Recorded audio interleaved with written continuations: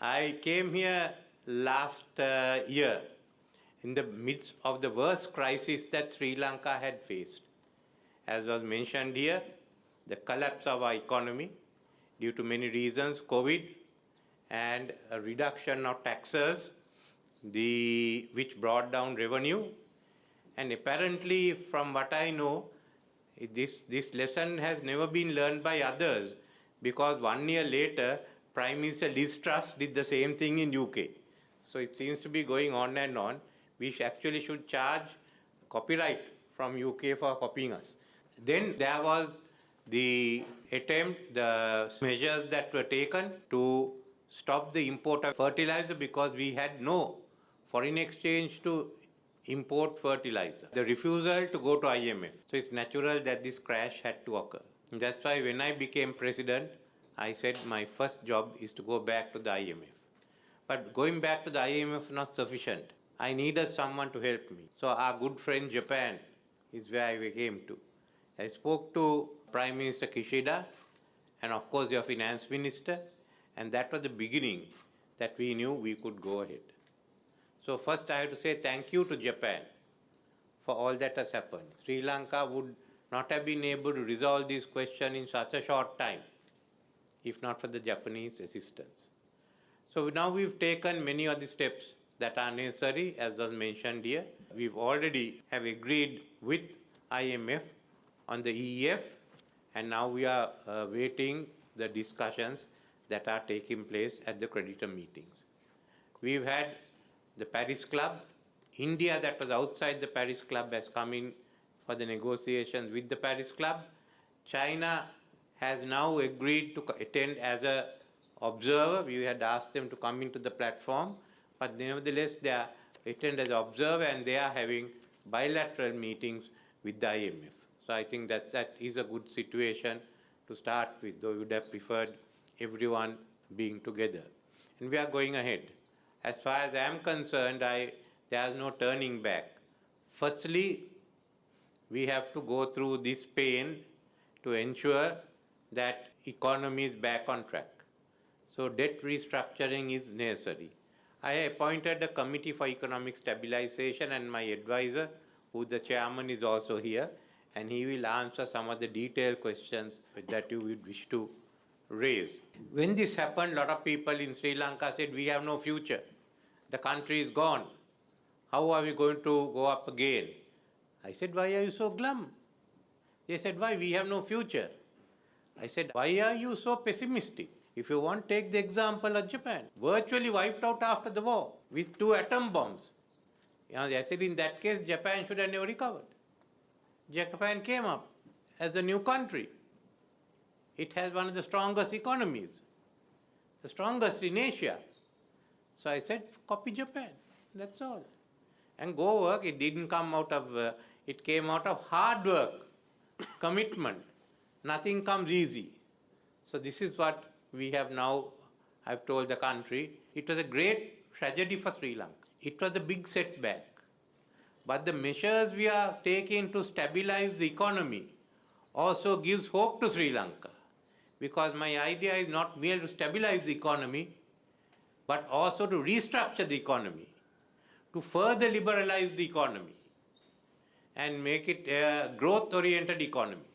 So those measures have now been taken, and a final report is being prepared on economic stabilization and growth, which will be submitted to the cabinet in the coming few weeks. What do we have? Sri Lanka has to understand, and now that they have, that we have to go along with the world economy. The principles of the global economy applies to us. We are not exempt from it. And the first is to win the confidence of investors so that the people have a future. To do so, our first step is in regard to Japan. From time to time, Japan has been generous and helped us. When Prime Minister Abe was in power, I negotiated with him for certain number of projects, the LRT being the most famous, the Central Expressway, Section 3, the FAR-SU, and of course the East Terminal in the port of Colombo. All these were cancelled. LRT was cancelled without the cabinet being informed, just by one official. The damage was done. Confidence was lost. So what are we doing now? The cabinet agreed that we can't allow this to happen again under any government. So we are bringing in laws which will ensure that once an agreement is signed, a mega project agreement is signed, it has to be tabled in Parliament, annual reports given on the implementation to Parliament, and it cannot be changed or altered without the consent of all the parties involved. So that will ensure that no government can take arbitrary decision on the basis of a report given by a few individuals. Then in regard for the private investments, we do have investment treaties which are guaranteed by the Constitution, but I will bring some more laws to give further effect to those investment guarantees. We are looking at the whole procedure in Sri Lanka, and the debureaucratization that is going on now will ensure a lot of the rules are removed and investment proposals, the decision is taken within a given time frame.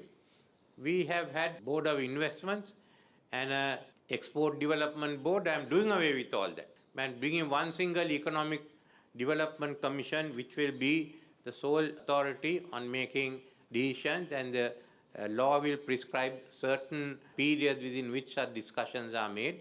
So I am absorbing export development and investment promotion to one agency. The BOI has one strength. It runs the best industrial estates, the best investment zones in South Asia.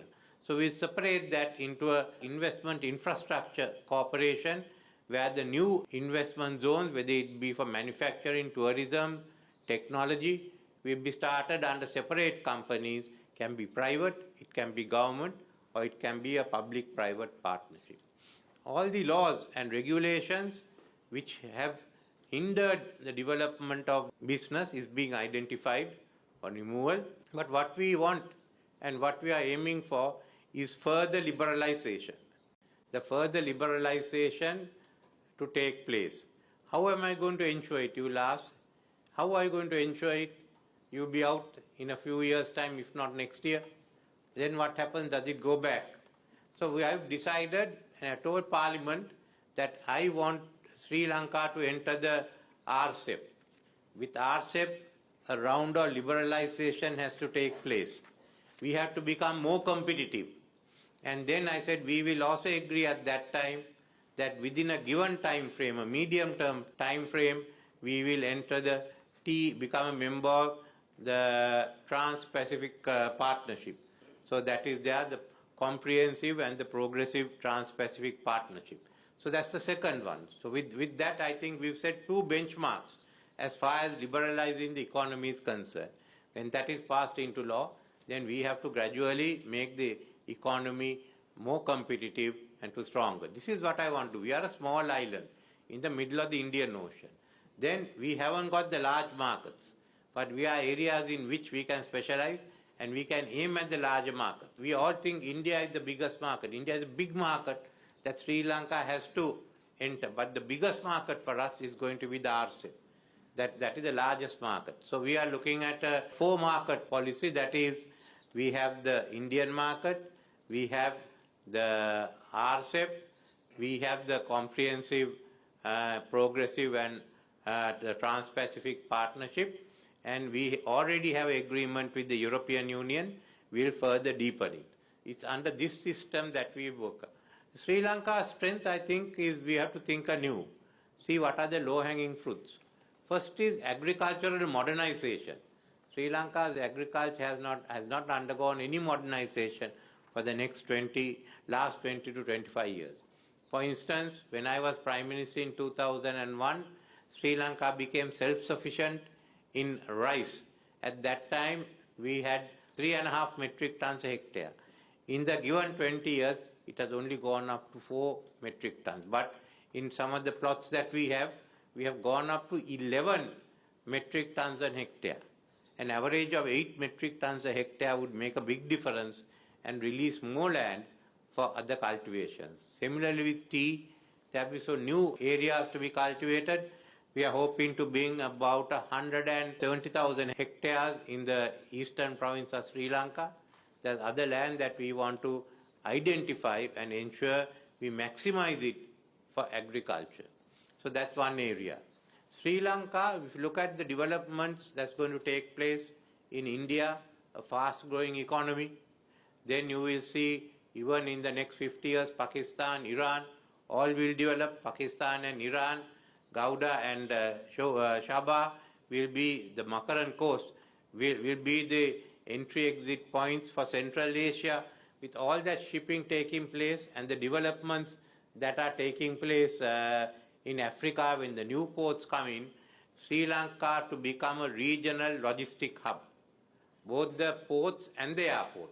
For instance, in Colombo, the port and the airport are both very close by.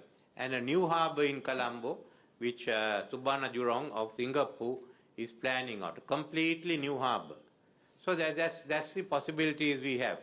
We are looking at leapfrogging in manufacturing other areas by going directly into what we call the Industry 4 technologies. Look at how it can be applied in manufacturing, in services. We want is the digital transformation of the economy as fast as possible. I had a discussion today with your minister in charge of how Japan and Sri Lanka will work together. Both of us have been backward in it, but we can catch up on it. A completely new higher education system in which private sector will play a leading role to train the people needed for Sri Lanka and for abroad. So we feel that there is a lot here. Tourism, yes, we have about 2.5 million that we have to catch up.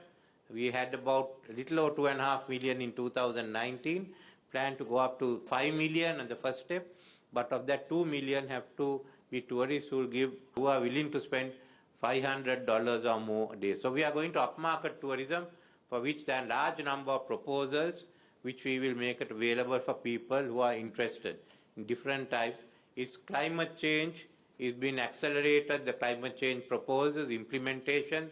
As far as renewable energy is concerned, we do have, yes, we have solar power, wind energy, biomass, and the reports now, we still haven't finalized it, it will need help from the ADB or government, is that we should have something between 20 to 30 gigawatts of power for green hydrogen. And that's next to the harbors. So you can imagine the potentials that are there. As you come, this is only something I can tell you.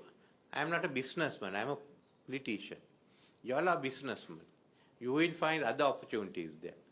In fact, I asked Prime Minister Kishida, now that Bangladesh and Bangalore are all coming to the northern era, why don't we also deal with the southern part of the Indian subcontinent? Tamil Nadu is the most vibrant state there, with Andhra Pradesh on one side, Telangana, Karnataka, and Sri Lanka. Sri Lanka is also, if we get together, it is the most vibrant. And all we need is one bridge to connect us. And then ports of Sri Lanka will actually cater to the whole of South India. So there are many such plans. We have to join the world and go ahead. We have to look at IT, technology, health services. There are many to be done. So I just thought that of mentioning to you what we plan to do, because the world is changing and there is another opportunity Sri Lanka has, as economic power is shifting to Asia, and also we are in the Indian Ocean into East Africa, which is growing fast, and South Africa. So those are the opportunities that are available, and that we've got to grasp. And I wanted to explain this to you and answer any questions that you have to raise. Thank you.